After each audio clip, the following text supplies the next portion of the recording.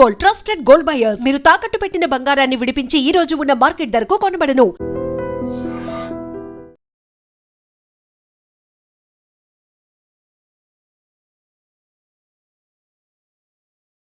నమస్తే, welcome to I dream. నేను వలి. Pune business man Ketan హత్య కేసుకు సంబంధించి పోలీసులు దర్యాప్తు వేగంగా చేస్తూ ఉన్నారు. దర్యాప్తు చేస్తున్న క్రమంలో కొన్ని కీలకమైనటువంటి విషయాలు బయటకు వస్తూ ఉన్నాయి. ఎందుకంటే విచారణ చేస్తున్నప్పుడు వాస్తవాలు ఒక్కొక్కటే వెలుగులోకి వస్తాయి కదా. ఇప్పుడు లేటెస్ట్గా తెలిసింది ఏంటి అంటే, హత్యకు ముందు కేతన్ని లోయలో తోసేసే ముందు ఒక అరగంట ముందు ఏం జరిగింది, ఇది చాలా కీలకంగా మారింది. ఎందుకంటే అరగంట ముందు వీళ్ళిద్దరూ కూడా ఫోన్లో మాట్లాడుకున్నారు. ఎవరు? ఈమె సియా గోయల్ ప్రియుడు చేతన్. వీళ్ళిద్దరూ ఫోన్లో మాట్లాడుకున్నారు. వాళ్ళు తమ తమ ఫోన్ల నుంచి కాకుండా వేరే నెంబర్లతో వాళ్ళు ఫోన్లో మాట్లాడుకుని ఎలా చంపాలి అన్నదాని గురించి మళ్ళొక్కసారి ఆల్రెడీ ప్లాన్ చేసేసుకున్నారు. ఒక కేఫ్లో కూర్చొని గంటల సేపు మాట్లాడుకుని డిసైడ్ అయిపోయారు. మళ్ళీ అరగంట ముందు వీళ్ళు మళ్ళొక్కసారి డిస్కస్ చేసుకున్నారు.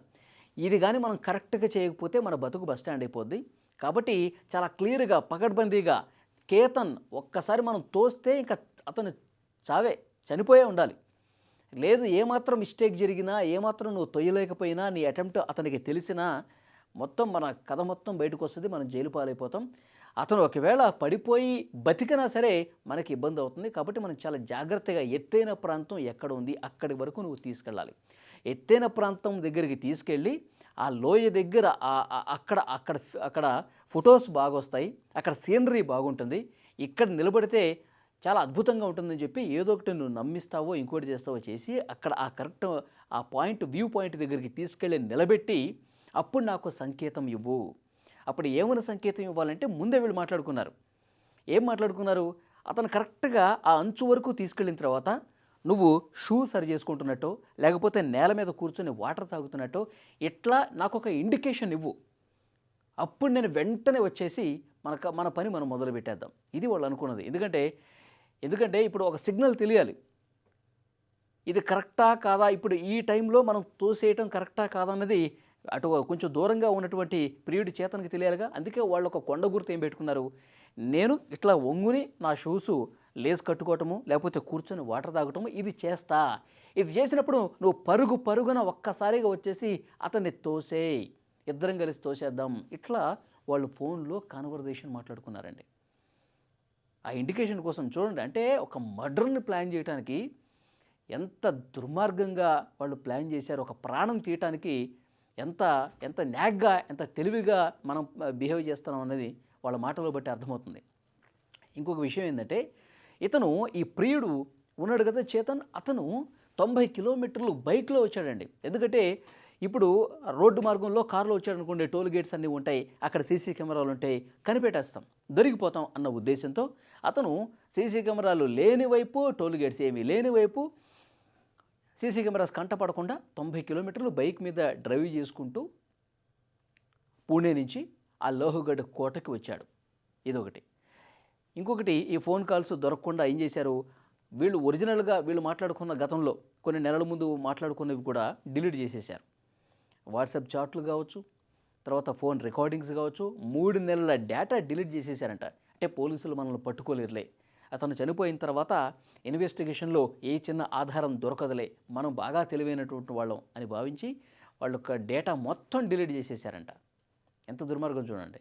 డేటా డిలీట్ చేయటం, సీసీ కెమెరాలకు దొరకకుండా బైక్లో రావటం, వచ్చిన తర్వాత కేతన్ని పడేసేటప్పుడు కింద వాళ్ళు సిగ్నల్ పంపించడం. సియా గోయల్ కనీసం మనుషులకు అసలు మానవత్వం లేకుండా క్లియర్గా అర్థమవుతుంది. ఇక్కడ చంపాలన్నటువంటి ఉద్దేశంతో ఎంత దుర్మార్గానికైనా తెగబడతారు అంటానికి ఇదొక సజీవ సాక్ష్యంగా నిలిచింది. ఇప్పుడు ఇన్వెస్టిగేషన్లో ఇంకా తెలుస్తున్నటువంటి కొత్త విషయాలు అంటే తెలుసా, ₹1 కోటి తీసుకుందంటండి. ఎంగేజ్మెంట్ అయిన తర్వాత ₹1 కోటి ఈ సియా గోయల్ కేతన్ నుంచి తీసుకుని ప్రియుడి చేతన్కి ఇచ్చింది. ఆ ₹1 కోటి తీసుకునేటప్పుడు ఏం చెప్పింది, నేను షాపింగులు చేయాలి, నాతో పాటు ఇంకా ఫ్యామిలీకి కూడా కొన్ని విలువైనటువంటి షాపింగ్స్ చేయాలి. ఎందుకంటే నవంబర్లో మ్యారేజ్ ఉంది కాబట్టి, చాలా దగ్గరగా ఉంది కాబట్టి మనం చాలా రిచ్గా చేసుకోవాలి. పెళ్ళి అనేది జీవితంలో ఒకేసారి ఒక మధురమైనటువంటి జ్ఞాపకం కాబట్టి మనం కొంచెం అద్భుతంగా ప్లాన్ చేసుకోవాలని చెప్పి ఆ ప్లాన్ గురించి ఆ మొత్తం చెప్తే, సరే నీ ఇష్టం, నువ్వంటే నాకు చాలా ఇష్టం, నువ్వంటే నాకు చాలా ప్రాణం, ₹1 కోటి అంటే 2 కోట్లైనా ఇస్తా, ఇప్పుడు ఎంత కావాలి చెప్పు, ₹1,00,00,000 కదా ఇచ్చేస్తున్నా అని చెప్పి ₹1,00,00,000 ఇచ్చేసాడు. ఆ ₹1,00,00,000 తీసుకుని వీడేదో బిజినెస్ చేస్తున్నాడంట లవర్, వాడి ప్రియుడు. ఆ బిజినెస్ కోసం సపోర్ట్ కోసం ఈ ₹1,00,00,000 ఈమె షాపింగ్ చేయలేదు, దాన్ని బొంద చేయాల, తీసుకెళ్ళి ప్రియుడికి ఇచ్చేసింది.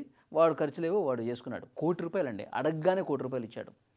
ఇప్పటికే చాలామందికి తెలుసు 17 కోట్ల రూపాయలతో అక్కడ ఉదయపూర్ ప్యాలెస్ దగ్గర వీళ్ళ పెళ్లికి సంబంధించి 17 కోట్లతో ఒక పెద్ద రాజభవనం లాంటిది బుక్ చేశారు పెళ్లి కోసం. అంటే బంధుమిత్రులందరినీ పిలిచి గ్రాండ్గా చేసుకోవడానికి కేతన్ ఫ్యామిలీ 17 కోట్లు ఖర్చు పెట్టి అక్కడ ఒక రాజభవన్ని తీసుకుంది, ఒక ప్యాలెస్ని తీసుకుంది పెళ్లి కోసం. 2 చార్టెడ్ ఫ్లైట్స్ అండి, ఇక్కడ తెలిసిన ఫ్రెండ్స్ని కావచ్చు ఫ్యామిలీ మెంబర్స్ని తీసుకెళ్ళటానికి 2 చార్టెడ్ ఫ్లైట్స్ బుక్ చేశారు ఆల్రెడీ. నవంబర్లో జరిగే అద్భుతమైన పెళ్లి చేసుకుందాన్న ఉద్దేశంతో. కానీ ఎన్ని కలలు పెట్టుకున్నాడండి ఆ కేతన్ అనేటువంటి వ్యక్తి. యువ రియల్టర్ అతను, రియల్ ఎస్టేట్ బిజినెస్ మొత్తం ఆ ఫ్యామిలీకి 600 కోట్ల రూపాయలకు సంబంధించినటువంటి 600 crores 600 కోట్ల సామ్రాజ్యానికి ఒక్కడే వారసుడు. అలాంటి మంచి వ్యక్తిని సరే డబ్బులు అవన్నీ పక్కన పెట్టండి, కానీ ఏ పాపం ఎరుగనటువంటి ఒక అమాయకుడు కదా, నువ్వే జీవితం, నువ్వే సర్వస్వం, నువ్వు ఏది కావాలంటే అది ఇస్తాను. అంతకుముందు పాత వీడియోలు కూడా బయటకు వస్తున్నాయి. అది ఎన్నో సర్ప్రైజ్ గిఫ్ట్లు, ఎంతో ప్రేమ చూపిస్తూ, ఎంతో అభిమానం చూపిస్తూ అతను మాట్లాడినటువంటి మాటలు, వాళ్ళు దిగిన ఫోటోలు, ఆ వీడియోలన్నీ చూస్తుంటే నిజంగా ఇలాంటి వాడిని అసలు ఎలా చంపబుద్ధి అయింది ఈమెకి అని చెప్పి అనిపిస్తూ ఉంటుంది. పోలీసుల ఇన్వెస్టిగేషన్లో ఏం చెప్తుంది, ఆయన విగ్గు పెట్టుకున్నాడు, నాకు అసలు నచ్చలేదు, కొంచెం నత్తిగా మాట్లాడతాడు. ఇవన్నీ నువ్వు ముందే చెప్పాల్సింది కదా, అసలు నువ్వు కేతన్కే చెప్పాల్సింది కదా. ఈ పెళ్లి నాకు ఇష్టం లేదు, నేను పెళ్లి చేసుకోను, నాకు ఆల్రెడీ బాయ్ ఫ్రెండ్ ఉన్నాడని మీ ఇంట్లో చెప్పడానికి నువ్వు భయం అయితే, మీ ఇంట్లో వాళ్ళు ఎక్కడ నేను తిడతారు కొడతారనే ఆ భయం నీలో ఉంటే కేతన్కే చెప్పేయాల్సింది నాకు ఈ పెళ్లి ఇష్టం లేదని.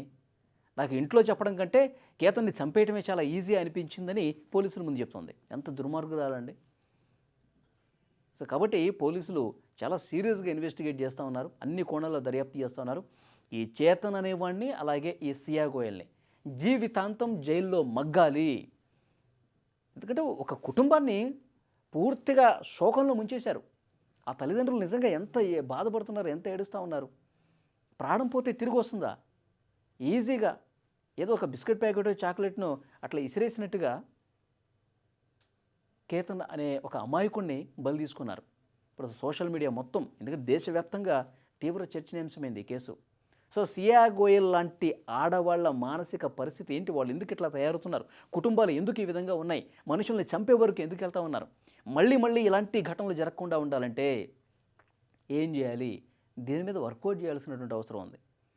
ఇటు ప్రభుత్వాలు కావచ్చు, పోలీసు శాఖ కావచ్చు, అందరూ కూడా ఇలాంటివి జరగకుండా ఉండాలంటే, ఒక ప్రాణం తీయటానికి కూడా వెనకాడిన పరిస్థితులు ఉన్నాయంటే, సో మార్పు డెఫినెట్గా రావాల్సిన అవసరం ఉంది. ఆ మార్పు ఎప్పుడు వస్తుంది? భయం ఉన్నప్పుడు వస్తుంది. సో ఇలాంటి వాళ్ళని వీళ్ళు ముసలి వాళ్ళు అయ్యే వరకు జైల్లో ఉంటే అప్పుడు తెలుస్తుంది, అప్పుడు భయం అనేది ఏంటో తెలుస్తుంది. సో డెఫినెట్గా చాలా కఠినంగా వీళ్ళని శిక్షించాల్సినటువంటి అవసరం ఉందని చెప్పి సోషల్ మీడియా వేదికగా ఈ ఘటన గురించి తెలిసిన ప్రతి ఒక్కరూ కామెంట్లు చేస్తూ ఉన్నారు. ఈ వీడియో మీద మీ అభిప్రాయాన్ని కూడా కామెంట్ రూపంలో తెలియజేయండి.